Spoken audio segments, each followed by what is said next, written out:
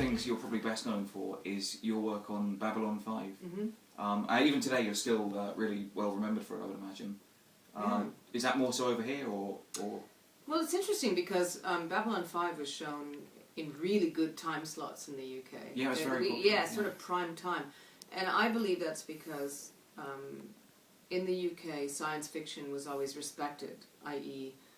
Doctor Who, even Red Dwarf. And there were science fiction shows that were thought of as mainstream way before America started to think of science fiction as mainstream. I mean, we always thought of science fiction as really, really geeky or whatever, and awkward. And as a kid, I mean, all we were fed was, you know, fodder like Gilligan's Island and Little House in the Prairie. So science fiction really didn't come into play. As a matter of fact, most of the novels that we were fed to read as kids were not sci-fi. We never had the Ian Banks of the 1970s. We never had any of the sort of literature that was popular here. The only thing that was popular, of course, was Lord of the Rings.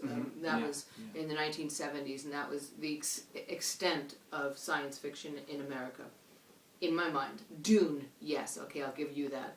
But what I think what happened is that Babylon 5 was really ignored in America, and in the UK they grasped it, and they understood it, and they got it, and they said, well, this is really good quality work for half the price of Star Trek. Yeah. And it was really cool that somebody hired a bunch of unknowns and said, here's my dream, and this is what I saw in the shower, and here's my 5-year plan. And I think that they respect it here more than they did in America. In America, we were the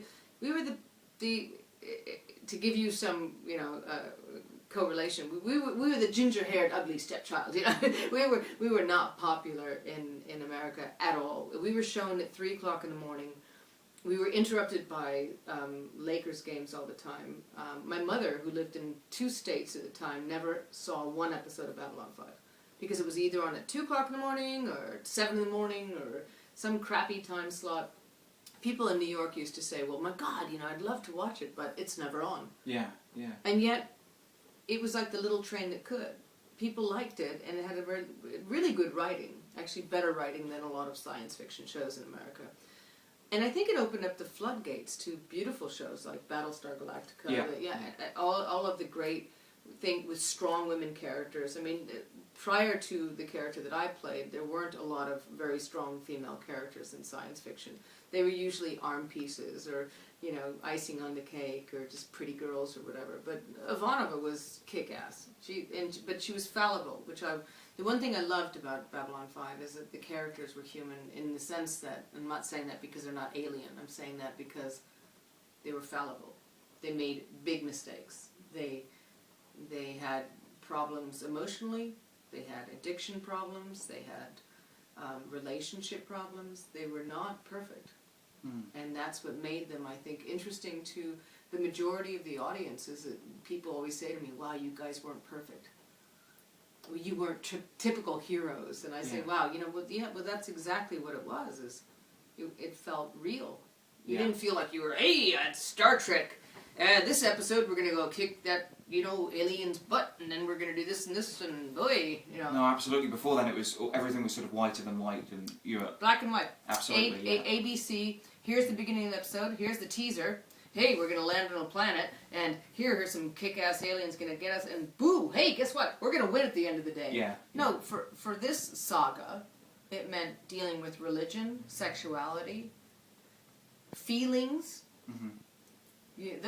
Those aren't, left in space. I mean, you must say that at the end of the day, we're all still dealing with these subjects. Yeah. And I think a lot of shows don't, that go up into space, think that all of a sudden we're all cold and we've got our act together relationship-wise, don't we?